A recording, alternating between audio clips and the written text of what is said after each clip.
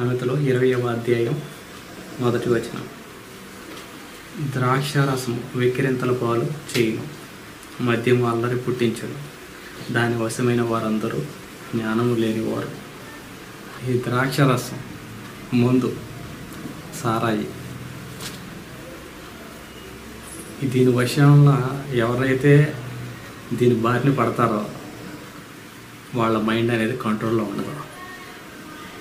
ద్రాక్షారసం తాగుతా దేవుడికి నేను లోబడతాను అనుకోవటం అదొక భ్రమ. సారా తాగుతా దేవుడికి లోబడటం అనేది అది సాధ్యపడేది కాదు. ఎవరైతే ఈ సారాకి బాగా అలవాటు పడిపోతారో ఆ చుక్కలనేది వాళ్ళకి ఆ రోజు గడవదు అనమాట.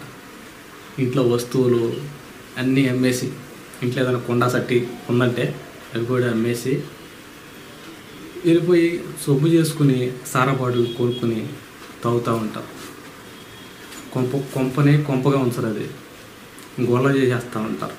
అంతగా ఎడిక్ట్ అయిపోతారు అన్నమాట ఈ సారా అనే దానికి. ఈ థమ్సప్ కూడా అంతే. థమ్సప్ తాగేవాళ్ళు కూడా, నేను కూడా తాగుతా థమ్సప్, కానీ వారం రోజులు కానీ తాగారంటే ఆ తర్వాత రోజు నుంచి తెలియకుండానే థమ్సప్ అనేది. ఎందుకంటే నా అనుభవం చెబుతున్నాను, నేను ఎక్కడే కాదు చెప్తున్నామా. ఈ థమ్సప్లో కూడా ఆ ఎడిక్టివ్స్ అనేది కలుపుతూ ఉంటారు. ఇప్పుడు బయట రోడ్ సైడ్ ఉండే చెత్త చెదారం మనం కొనుక్కుంటామే బోర్డు పెట్టి డబ్బులు పెట్టి, అందులో ఎడిక్టివ్స్ అని రకరకాల కెమికల్స్ ఏంది కలిపి ఇంకా తినాలి. ఇప్పుడు హోటల్లో బిర్యానీ తిన్నాం, ఇంకా తినాలి అన్నట్టుగా అలా శరీరాన్ని రేపేస్తూ ఉంటాయి. డ్రగ్స్ టైప్లో మొత్తు పొడుచుకుంటారు, మొత్తం ఇంజక్షన్ చేసుకుని ఊగిపోతూ ఉంటారు డ్రగ్లు అనమాట. ఇంకా లోకాన్ని మైమర్చిపోతారనమాట. శరీరాన్ని పాడు చేసుకుని నరకానికి వెళ్ళిపోతారనమాట. నరకానికి రూట్లు ఏర్పరచుకుంటూ ఉంటారు అలా జనాలు తెలియకుండా. కాబట్టి ఏంటంటే మనం ఇలాంటి ఎడిక్టివ్స్ కొంచెం దూరంగా ఉండాలి. ఎందుకంటే మన మైండ్ కంట్రోల్లో ఉండదు. కంట్రోల్లో లేకపోతే దేవుడికి ఆ చట్టాలు మనం సరిగ్గా పాటించలేం కదా. పాటించలేని పక్షంలో మనం వెళ్ళిపోతాం. అయ్యే మనకి దారులు, దిక్సూచులు అయ్యే.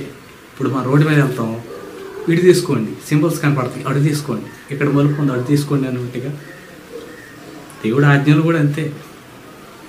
ఆ దేవుడి ఆజ్ఞలు ఏంటంటే రైట్ టర్న్ తీసుకోండి, లెఫ్ట్ టర్న్ తీసుకోండి, స్ట్రైట్కి వెళ్ళండి, బ్రిడ్జ్ ఉంది జాగ్రత్త అన్నట్టుగా ఈ దేవుడి ఆజ్ఞలు కూడా ఇంతే. మనకు ప్రతి కూడా చెప్తా ఉంటుంది జాగ్రత్త.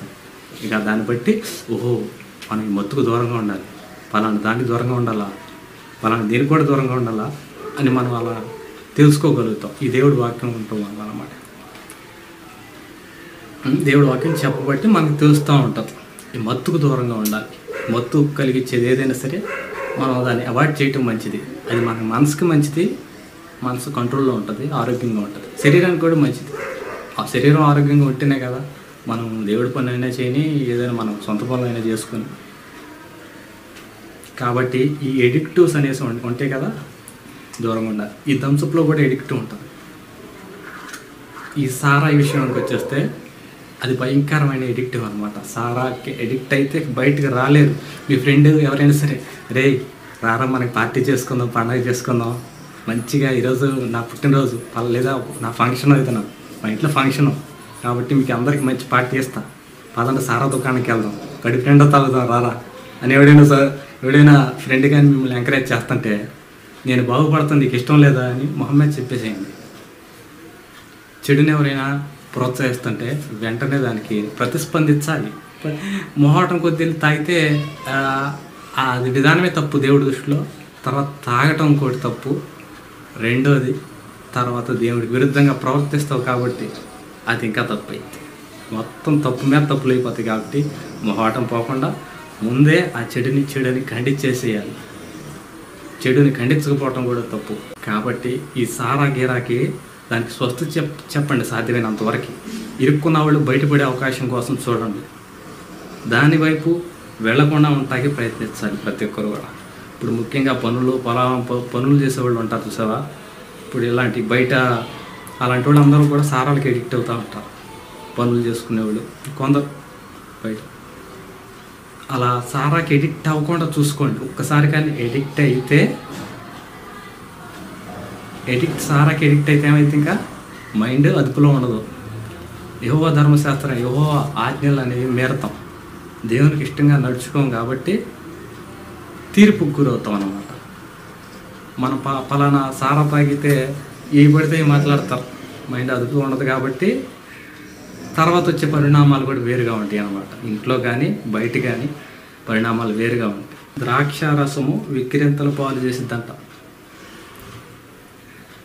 ఇక విలువ లేకుండా అయిపోయింది అన్నమాట, సరైన విలువ ఉండదు అన్నమాట. మద్యము అల్లరి పుట్టించును, దాని వశమైన వారందరూ జ్ఞానం లేనివారు.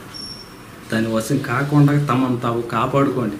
ప్రతి ఈ మత్తు పదార్థాల నుంచి, ఈ సారాలు ఇలాంటివన్నీ చెత్త చెదారాలు ఉంటాయి కదా, సాధ్యమైనంత వరకు తగ్గించుకోండి.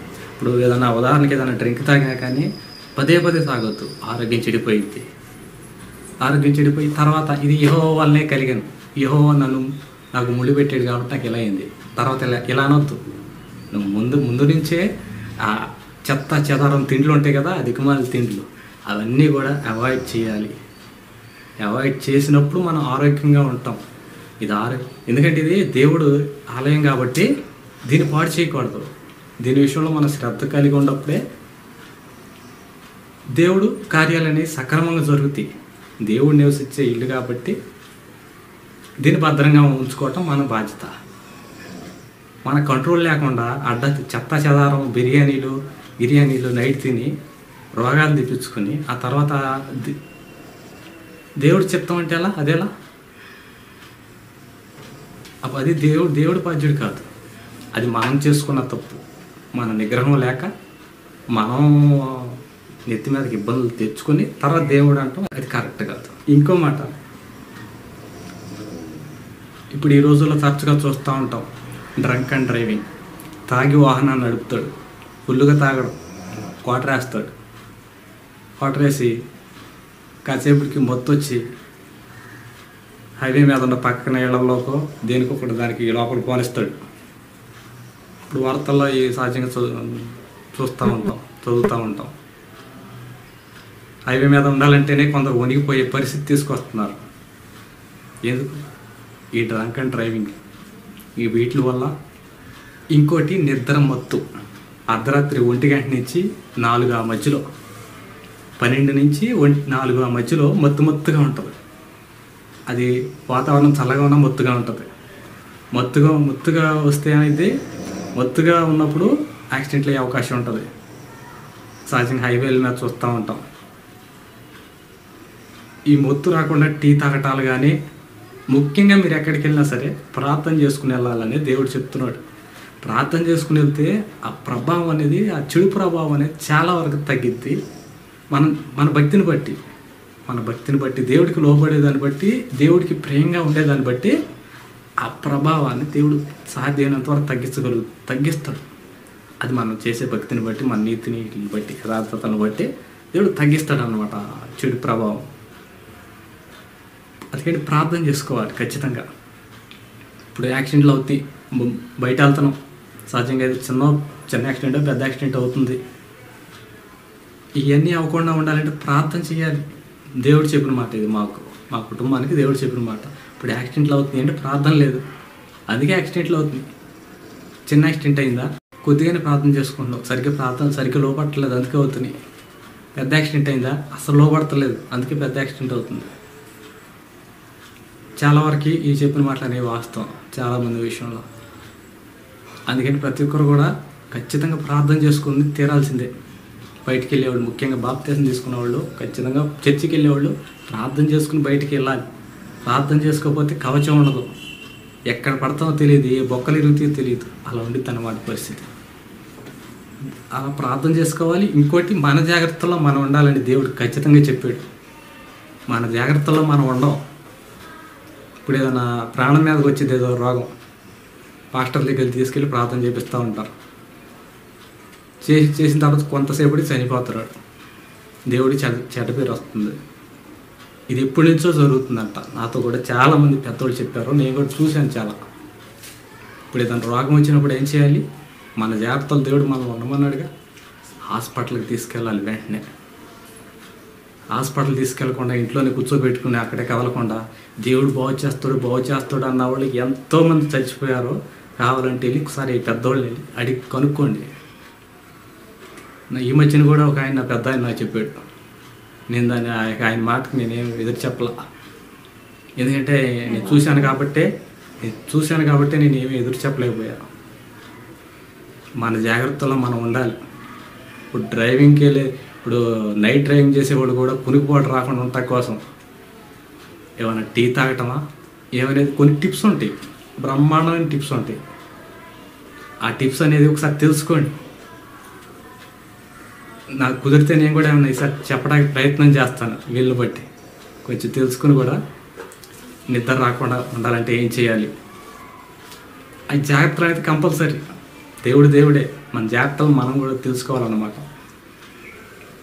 వాహనాల మీద ఆ రెడ్ టేప్ ఉంటుంది, ముందు వెనక కొంచెం సైడ్లు కూడా వేసుకోమని మెయిన్గా పోలీసులు చెప్తున్నారు. ఇప్పుడు నార్త్ సైడ్ అటు సైడ్ గట్టిగా అది ఖచ్చితంగా ప్రతి వాహనానికి ఉండాలి అని చెప్తున్నారు.